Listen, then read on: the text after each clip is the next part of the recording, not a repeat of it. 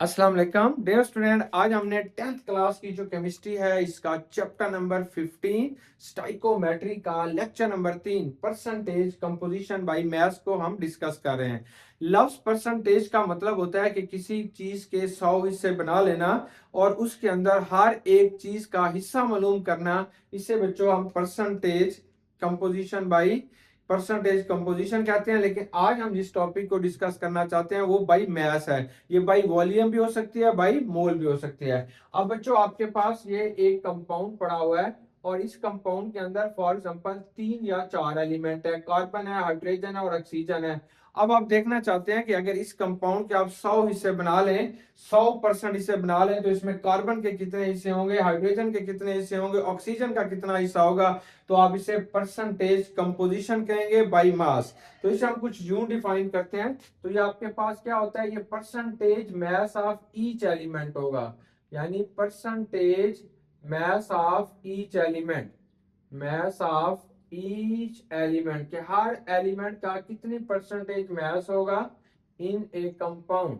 अगर आपके पास कोई भी कंपाउंड दिया जा रहा है तो हर एक का परसेंटेज में जितना मास होगा इसे परसेंटेज कंपोजिशन कहेंगे।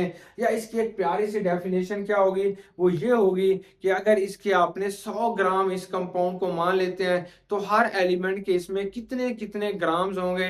तो that is also known as a percentage composition by mass. For example ये आपके पास जो कंपाउंड है इसका टोटल वजन 100 ग्राम हम मान लेते हैं। इसमें कार्बन कितने ग्राम है, 20 ग्राम है। फॉर एग्जांपल हाइड्रोजन कितने हैं, 70 ग्राम है। हाइड्रोजन कितने हैं, 10 ग्राम है। तो यही परसेंटेज कंपोजिशन बाय मास होगा। इसको आप डिफाइन कर लेंगे। तो ये आपकी बुक के ऊपर लिखी हुई है।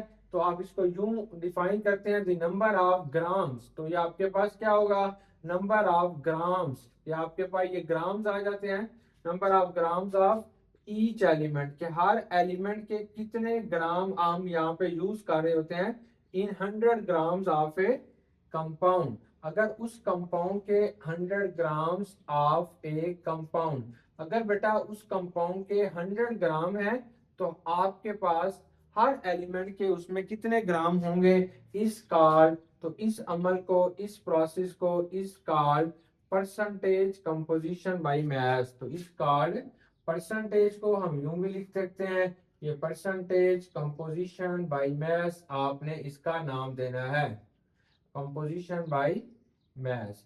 तो ये बहुत प्यारा और बड़े मजे का तरीका होता है। इसमें आप मुख्तलिफ एलिमेंट की परसेंटेज मालूम करेंगे। बिल्कुल। अब यहाँ पे परसेंटेज मालूम करने का क्या तरीका होगा, वेरी एक सिंपल सा फार्मूला है जिसे आपने याद कर लेना है। उसी फार्मूले को बच्चों हमने बार बार यूज करना है।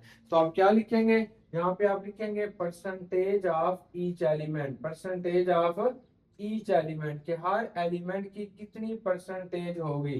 तो यहाँ पे आप क्या लिखोगे, मास of each element in the compound, mass of each element के हर जो एलिमेंट होता है, मास of each element in A compound कि किसी भी कंपाउंड के अंदर हर एलिमेंट का कितना मास होगा डिवाइडेड बाय। तो आपने इसे डिवाइड कर देना है formula mass of compound, formula mass of compound के फार्मूला मास ऑफ कंपाउंड से बच्चों आपने इसे क्या करना है, डिवाइड कर देना है। अब परसेंटेज बाय मास मूव करने के दो तरीके होंगे।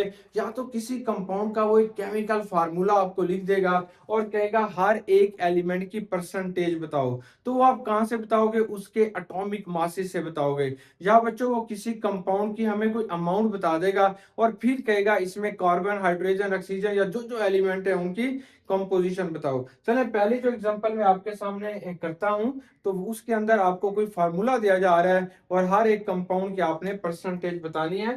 तो फॉर एग्जांपल बेटा हमारे पास जो कंपाउंड दिया जा रहा है ये चूना है, कैल्शियम कार्बोनेट दिया जा रहा है। तो कहते हैं calculate the percentage composition of calcium, carbon and oxygen. Calcium, carbon और ऑक्सीजन की आपने यहाँ पे परसेंटेज बतानी है। सबसे पहले तो आपने फार्मूला मास ऑफ कंपाउंड, इस कंपाउंड का फार्मूला मास कैलकुलेट करेंगे। तो आप लिखेंगे formula mass of compound, formula mass of compound, mass of compound के इस कंपाउंड का बेटा फार्मूला मास क्या होगा। तो हर एक एलिमेंट का जो एटॉमिक मास है वो आप लिखोगे। अब ये आपके पास जो कैल्शियम है इसका जो एटॉमिक मास होता है वो 40 है। इसे 40 लिखेंगे।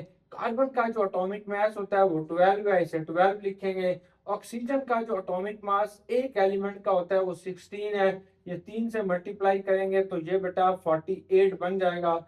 अब आपके पास टोटल मैस इसका कितना आएगा, सबका आपने जमा करना है। कैसे? 40 प्लस 12 प्लस 48, टोटल कितना हो जाएगा? ये 100 हो जाएगा, 100। इसका टोटल जो जवाब आपके पास आ रहा है वो कितना है बच्चों? 100 है। अब एक एक एलिमेंट की आपने परसेंटेज कंपोजिशन बता देनी है। तो पहले पहले कार्बन इसकी बताते हैं हम, कैल्शियम की। तो परसेंटेज ऑफ कैल्शियम, कैल्शियम की कितनी परसेंटेज है? गिवन मास ऑफ कैल्शियम वो आपके पास कितना है? 40 है। और बच्चों फार्मूला मास कितना है? वो भी 100 है, और मल्टीप्लाई बाई 100। आपने इस कंपाउंड को, सॉरी यहाँ पे लिखना मैं भूल गया हूँ कि परसेंटेज ऑफ ईच एलिमेंट से क्या मुराद था कि मास of each element in A compound divided by formula mass of that compound multiply by 100।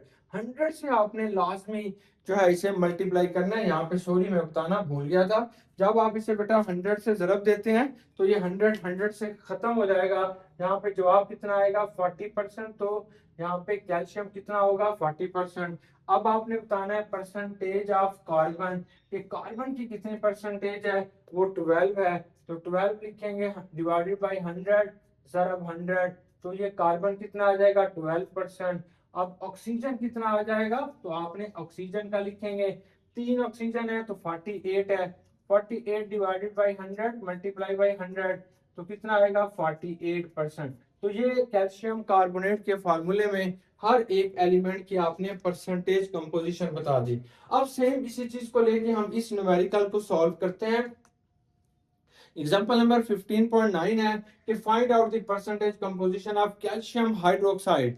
Calcium hydroxide क्या होता है? इसे आपने स्लैक्ड लाइम कहते हैं, उर्दू में इसे बेटा बुझा हुआ चूना कहते हैं, स्लैक्ड लाइम। तो सबसे पहले आप इसका फार्मूला मास लिखेंगे।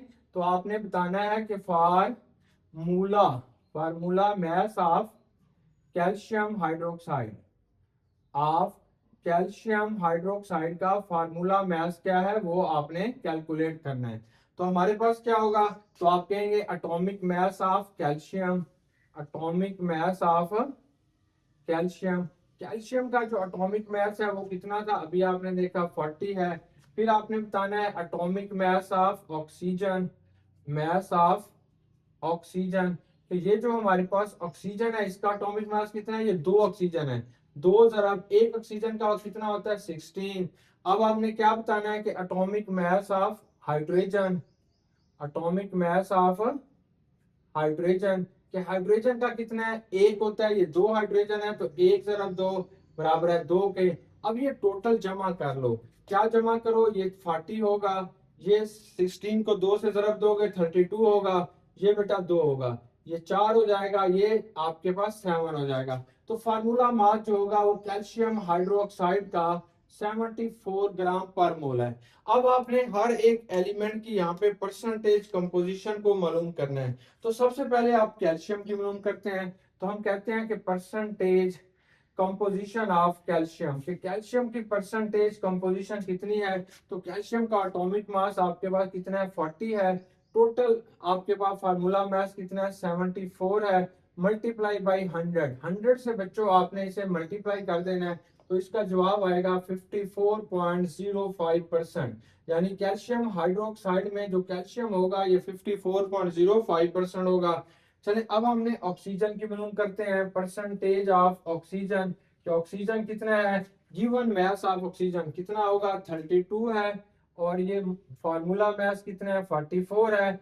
मल्टीप्लाई बाई 100, जब 100 से जरब देंगे तो ये 43.24% जो है ये ऑक्सीजन आ जाएगा। तो ये बच्चों हमने ऑक्सीजन लिख लिया।